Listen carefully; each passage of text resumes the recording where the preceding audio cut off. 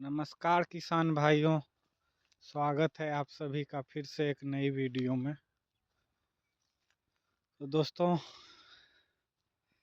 देखिए मेरी गेहूं, इसकी बिजाई 10 नवंबर को की गई थी और आज है 2 जनवरी।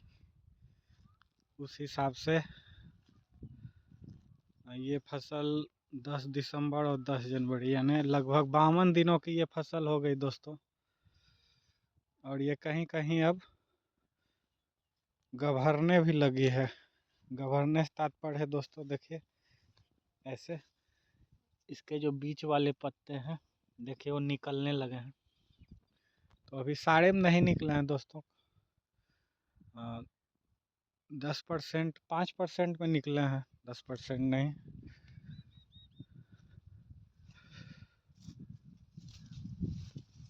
तो ये लगभग 5-6 दिनों के बाद दोस्तों, लगभग 8 दिनों में ये लगभग पूरे खेत में ऐसे ही गेहूं अब लंबे हो जाएंगे। तो दोस्तों इस अवस्था में हमें गेहूं में क्या करना चाहिए।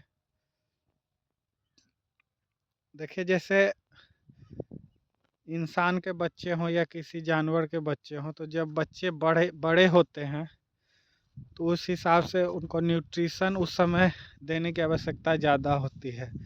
इसलिए बढ़ते बच्चों को हॉर्लिक्स, च्यवनप्राश, कॉम्प्लान ये सब देने की सलाह दी जाती है डॉक्टरों के द्वारा, बशर्ते ये सभी बच्चों को नहीं मिल पाते हैं। क्योंकि हमारा देश जो है दोस्तों, अमेरिका तो है नहीं, ये कृषि प्रधान देश है और यहाँ की ज़्यादातर आबादी लगभग 70 से 75% आबादी कृषि पर ही निर्भर है। तो लोगों के पास उतने पैसे नहीं होते, तो खैर वो तो दूसरी बात है। तो मैं आज आपको गेहूं के बारे में बता रहा हूँ कि वैसे ही जब गेहूं इस अवस्था में जब चले आते हैं तो उस समय इनको न्यूट्रिशन की आवश्यकता ज़्यादा होती है दोस्तों।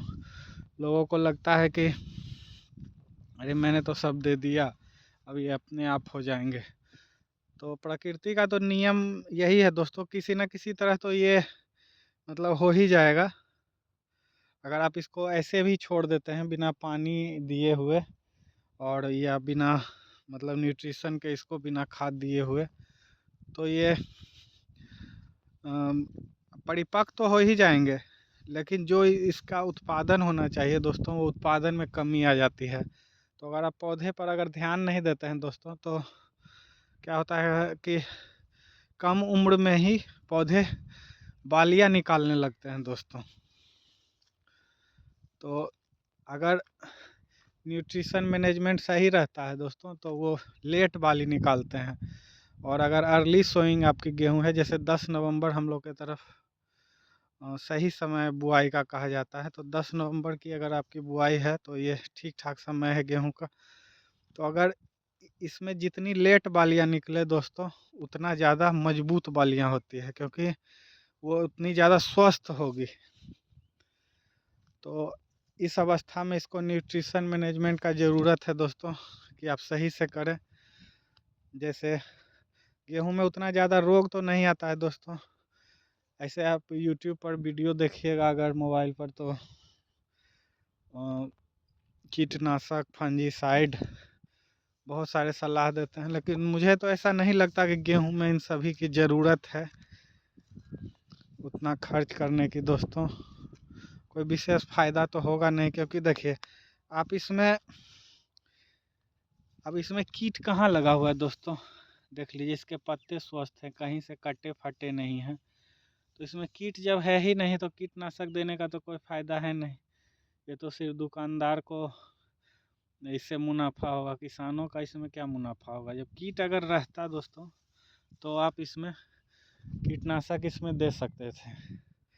तो जब गेहूं की बालियां निकलती है दोस्तों, तो उस समय आप फंजीसाइड या कीटनाशक का दे सकते हैं, क्योंकि उस समय गेहूं की बहुत क्रिटिकल अवस्था होती है। उस समय थोड़ी और इससे भी ज़्यादा ध्यान देने की ज़रूरत रहती है उस समय। तो अभी इसमें देखिए दोस्तों, अभी इसमें आप कुछ भी मतलब जैसे मिक्स जो चिलेटेड माइक्रो न्यूट्रिएंट आता है दोस्तों, किसी भी कंपनी का ले सकते हैं। और एक 05234 आप ले सकते हैं दोस्तों, क्योंकि ये अभी 52 दिनों की फसल है।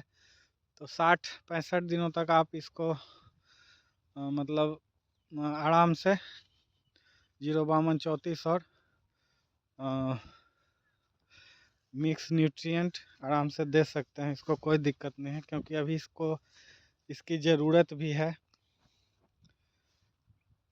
तो अगर इस अवस्था में दोस्तों इसको मिल जाता है तो अंदर से इसको गेहूं को ताकत आ जाएगा। तो ताकत आ जाएगा दोस्तों, तो ये ग्रोथ सही से करेगा, जो इसको मतलब कि करना चाहिए दोस्तों। और देखिए दोस्तों, इधर मेरा गेहूं है और इधर देखिए पड़ोसी का गेहूं है। तो ये इससे लगभग 6 या 7 दिन पीछे लेट बुआई हुई है दोस्तों। तो देखिए न्यूट्रिशन मैनेजमेंट या सही से ध्यान नहीं देने के कारण देखिए दोस्तों, गेहूं अभी से ही ये कमज़ोर लग रहे हैं, पीले लग रहे हैं।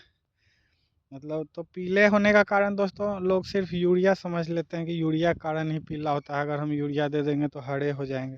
तो गेहूं हरा हो जाता है दोस्तों, लेकिन उसमें जो फुटान होनी चाहिए, जो कल्ले बनने चाहिए।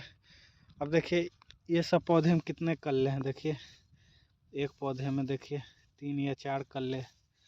देखिए कहीं भी दोस्तों आपको उस तरह का मतलब नहीं दिखाई देगा कि हाँ इसमें कल्ले बहुत ज़्यादा हैं।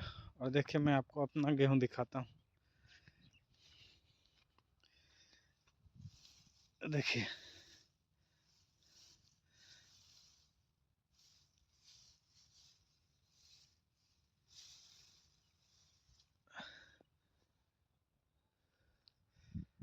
तो आप अगर सही से न्यूट्रिशन मैनेजमेंट करते हैं दोस्तों, तो पौधे अच्छे खासे मतलब स्वस्थ रहेंगे आपके। और नहीं तो इस तरह का गेहूं रहेगा तो समझ ही सकते हैं, जब बचपन ही उसका कमज़ोर है तो जवानी में वो क्या प्रोडक्शन देगा। तो मेच्योरिटी का समय दोनों का लगभग एक ही रहेगा दोस्तों। ये भी उसी समय जब ये गेहूं पकेगा उसी समय ये भी गेहूं पकेगा, लेकिन दोनों में उत्पादन में बहुत अंतर हो जाएगा। क्योंकि इस किसान भाई ने सिर्फ एक बार यूरिया दिया, एक बार पानी दिया, हो गया। तो ऐसे अगर आप खेती कीजिएगा दोस्तों, तो इससे अच्छा आप खेती मत कीजिए। अगर आपको दिक्कत लगता है, परेशानी होती है, तो खेती का मतलब ही है दोस्तों कि ये आपसे मेहनत मांगती है और समय मांगती है। जैसे ऑफिस, अगर नौकरी पेशा भाई जो लोग होते हैं या जो कोई दुकानदार भाई भी होते हैं, तो उनको ऑफिस रोज़ जाना है दोस्तों और दुकान रोज़ खोलनी है। उसी तरह खेती भी उसी तरह का चीज़ है कि अगर आप इसमें अगर रोज़ ध्यान नहीं दीजिएगा तो आपका उत्पादन सही नहीं होगा। फिर आप कहिएगा कि खेती में सिर्फ घाटा है।